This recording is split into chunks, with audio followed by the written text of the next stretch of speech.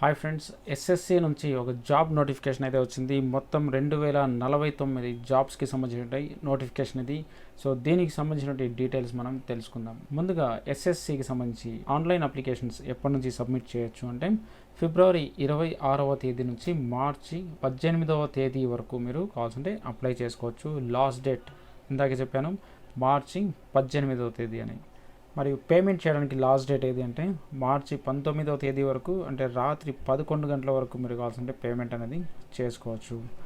ఒకవేళ మీరు అప్లై చేసేటప్పుడు ఏమైనా మిస్టేక్స్ కనుక చేసినట్టయితే దానికి కరెక్షన్ విండో అనేది కూడా మార్చి 22వ తేదీ నుంచి మార్చి 24వ తేదీ వరకు ఓపెన్లో ఉంటుంది. అది కూడా 24 రాత్రి 11 గంటల లోపల మీరు చేసుకోవాల్సి వస్తుంది. కరెక్షన్ అనేది మీరు 2 సార్లు మాత్రమే మీరు చేసుకోగలుగుతారు.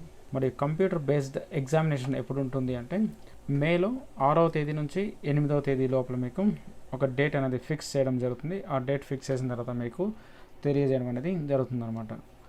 అలాగే ఆన్లైన్ అప్లికేషన్ ఫిలప్ చేసేటప్పుడు మీకు ఏమైనా క్వశ్చన్స్ కనుక ఉంటే ఇక్కడ ఒక టోల్ ఫ్రీ నెంబర్ని ఇవ్వడం జరిగింది. ఈ నెంబర్కి మీరు కాల్ చేసి మీరు క్లారిఫై అనేది చేసుకోవచ్చు అనమాట. సో ఈ జాబ్కి సంబంధించి మిగతా డీటెయిల్స్ కనుక చూసినట్టయితే దగ్గర నేషనాలిటీ వచ్చేసి ఇండియన్ సిటిజన్ కావాల్సి వస్తుంది. మరియు ఒకవేళ నేపాల్, భూటాన్ మరియు రెఫ్యూజీస్ అయితే వాళ్ళకి ఒక సర్టిఫికేట్ అనేది ఉంటుంది. వాళ్ళు సెంట్రల్ గవర్నమెంట్ తీసుకోవాల్సి వస్తుంది. ఆ సర్టిఫికేట్ ద్వారా వాళ్ళు కావాల్సింటే అప్లై అనేది చేసుకోవచ్చు అనమాట. అలాగే ఇక్కడ ఏజ్ కనుక చూసుకున్నట్టయితే ఇక్కడ డిఫరెంట్ ఏజ్ క్రైటీరియా ఇవ్వడం జరిగింది. ఒక్కొక్క పోస్ట్కి ఒక్కొక్క ఏజ్ క్రైటీరియా అనేది సెట్ చేశారు. మీరు ఒకవేళ మల్టిపుల్ పోస్ట్కి అప్లై చేయాలి అనుకుంటే మీరు మల్టిపుల్ పోస్ట్ కూడా అప్లై చేసుకోవచ్చు. ఒకవేళ 18 సంవత్సరాల నుంచి 25 సంవత్సరాల లోపల ఏజ్ ఉన్నటువంటి జాబ్కి అయితే మీ డేట్ ఆఫ్ బర్త్ అయితే ఇక్కడ రైట్ సైడ్లో ఇక్కడ ఇచ్చారు కదా, జనవరి 2, 1999 నుంచి జనవరి 1, 2006 లోపల మీ డేట్ ఆఫ్ బర్త్ అనేది ఉండాలన్నమాట. ఒకవేళ ఆ పోస్ట్కి వచ్చేసి ఏజ్ వచ్చేసి 18 సంవత్సరాల నుంచి 42 సంవత్సరాల లోపల ఉన్నట్టయితే మీ డేట్ ఆఫ్ బర్త్ అనేది జనవరి 2, 1982 నుంచి జనవరి 1, 2006 లోపల ఉండాలి. ఇలా వచ్చేసి ఒక్కొక్క పోస్ట్కి ఏజ్ క్రైటీరియా ఇవ్వడం జరిగింది. మీరు ఆ ఏజ్ క్రైటీరియాకి అప్లికబుల్ అయితే మీరు కావాల్సింటే మల్టిపుల్ పోస్టులు కూడా మీరు అప్లై చేసుకోవచ్చు. ఇక్కడ డేట్ ఆఫ్ బర్త్ ప్రూఫ్కి ఏ సర్టిఫికేట్స్ యాక్సెప్ట్ చేస్తారు అంటే 10th క్లాస్ సర్టిఫికేషన్, అదే ఎస్ఎస్సి సర్టిఫికేట్, లేదంటే ఇంటర్మీడియట్ సర్టిఫికేట్ అనేది మీరు చూపించవచ్చు. లేదంటే ఏమైనా ఈక్వాలెంట్ సర్టిఫికేట్ ఉన్నా కూడా మీరు కావాల్సింటే చూపించచ్చు అనమాట. వాటిని అన్నింటిని వీళ్ళు యాక్సెప్ట్ చేయడం అనేది జరుగుతుంది.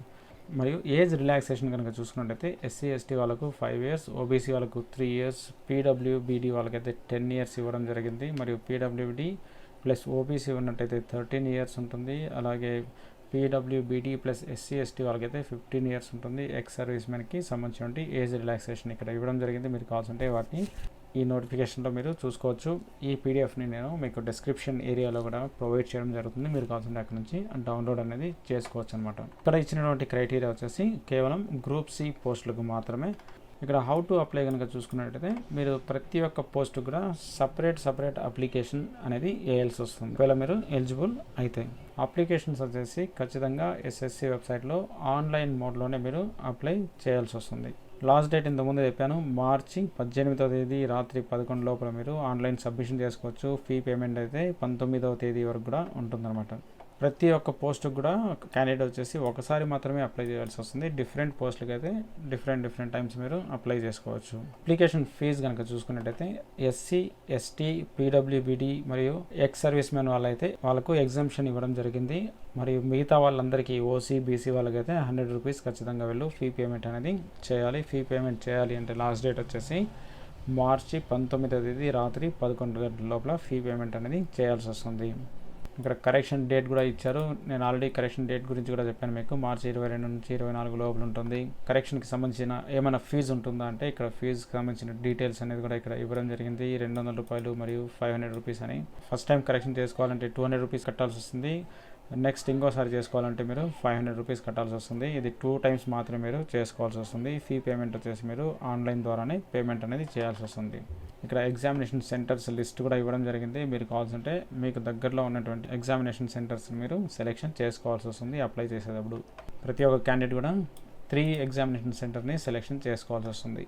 ఇక్కడ ఎగ్జామినేషన్ సిలబస్ కూడా ఇవ్వడం జరిగింది. General intelligence, general awareness, quantitative aptitude, English లాంగ్వేజ్కి సంబంధించి ఇందులో నెగిటివ్ మార్కింగ్ కూడా ఉంటుందన్నమాట. మరియు మీరు ఎగ్జామినేషన్ సెంటర్కి వెళ్ళేటప్పుడు ఇక్కడ మెన్షన్ చేసినటువంటి డీటెయిల్స్ మీరు ఖచ్చితంగా తీసుకొని వెళ్ళాల్సి వస్తుంది.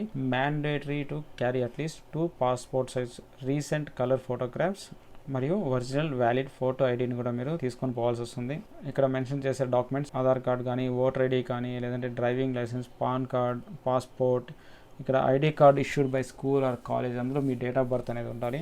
అటువంటి ఐడి కార్డ్స్ని మాత్రమే మీరు తీసుకొని వెళ్ళాల్సి వస్తుంది.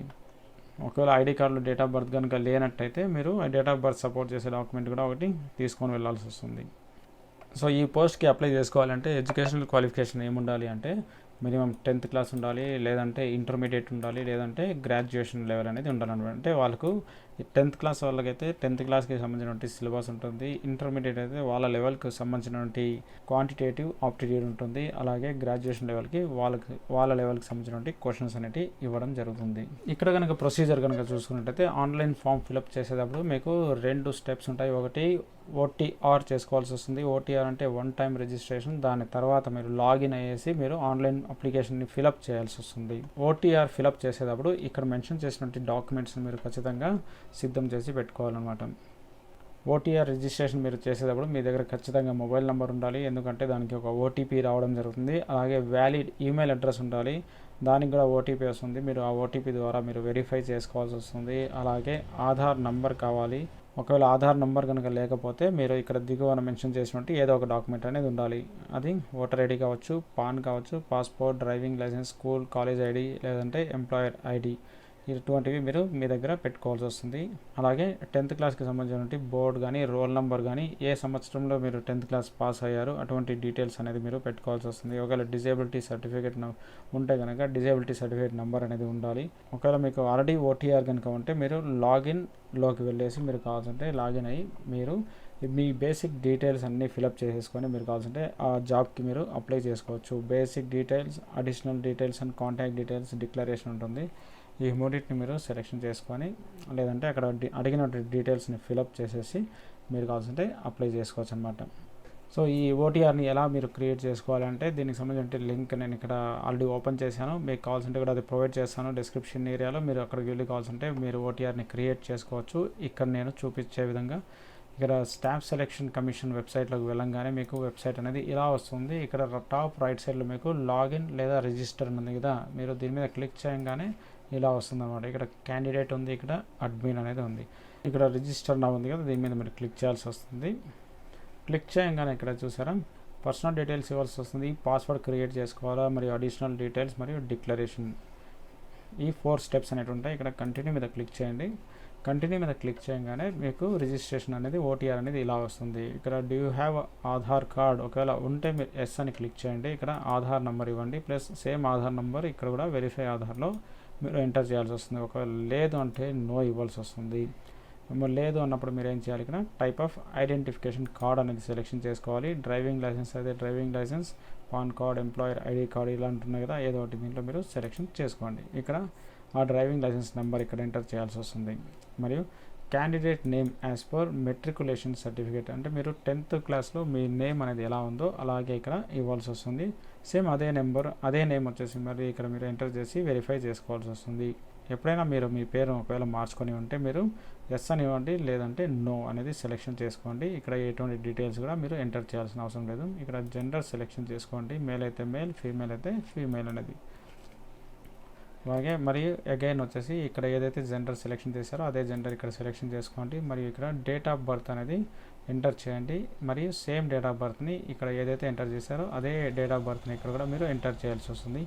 ఫాదర్ నేమ్ ఇవ్వండి యాజ్ పర్ 10th క్లాస్, మరియు మదర్ నేమ్ కూడా యాజ్ పర్ 10th క్లాసే ఇచ్చుకోండి.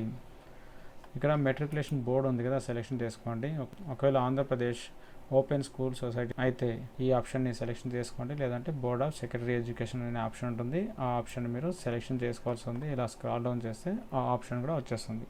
ఇక్కడ ఉంది కదా board of secondary education Andhra Pradesh, దీన్ని సెలెక్షన్ చేసుకోండి. అలాగే అగైన్ మళ్ళీ సేమ్ ఆప్షన్ని మీరు ఇక్కడ సెలెక్షన్ చేసుకోవాల్సి వస్తుంది. మరియు రోల్ నెంబర్ ఇక్కడ ఇవ్వాల్సి వస్తుంది. సేమ్ అదే రోల్ నెంబర్ని ఇక్కడ ఎంటర్ చేయండి. మీరు ఏ సంవత్సరంలో పాస్ అయింటారో ఆ సంవత్సరాన్ని మీరు ఇక్కడ సెలెక్షన్ చేసుకోవాల్సి వస్తుంది. మరియు అగైన్ సేమ్ ఇయర్ని ఇక్కడ మీరు సెలెక్షన్ చేసుకోవాల్సి వస్తుంది. మీ హైయెస్ట్ క్వాలిఫికేషన్ ఏదైతే ఉంటుందో దాన్ని సెలెక్షన్ చేసుకోండి. ఒకవేళ డిగ్రీ అయితే గ్రాడ్యుయేషన్ అని, ఒకవేళ ఇంటర్మీడియట్ అయితే ఇంటర్మీడియట్ అని. మరి ఇక్కడ క్యాండిడేట్ మొబైల్ నెంబర్ ఎంటర్ చేయండి, మరియు ఈమెయిల్ అడ్రస్ ఇక్కడ ఎంటర్ చేయాల్సి వస్తుంది. ఎప్పుడైతే సేవ్ అండ్ నెక్స్ట్ మీరు వెళ్తారో మీరు పాస్వర్డ్ని క్రియేషన్ చేసుకోవాల్సి వస్తుంది. దాని తర్వాత మీరు అడిషనల్ డీటెయిల్స్ ఇవ్వాల్సి వస్తుంది. దాని తర్వాత లాస్ట్లో డిక్లరేషన్ అనేది ఉంటుంది. ఇది రిజిస్టర్ చేసుకునే ప్రక్రియ. రిజిస్టర్ చేసిన తర్వాత మీరు హోమ్ ట్యాబ్లోకి వెళ్ళేసి మీరు కావాల్సింటే లాగిన్ మీద క్లిక్ చేయండి. ఇక్కడ రిజిస్ట్రేషన్ నెంబర్ మరియు పాస్వర్డ్ క్యాప్చా ఎంటర్ చేసి లాగిన్ కావాల్సి వస్తుంది. మీరు అనుకున్న పోస్ట్కి మీరు కావాల్సింటే అప్లై అనేది చేసుకోవచ్చు అనమాట. ఈ వీడియో కనుక నచ్చినట్టయితే లైక్ చేయండి, షేర్ చేయండి, సబ్స్క్రైబ్ చేయండి. Thank you.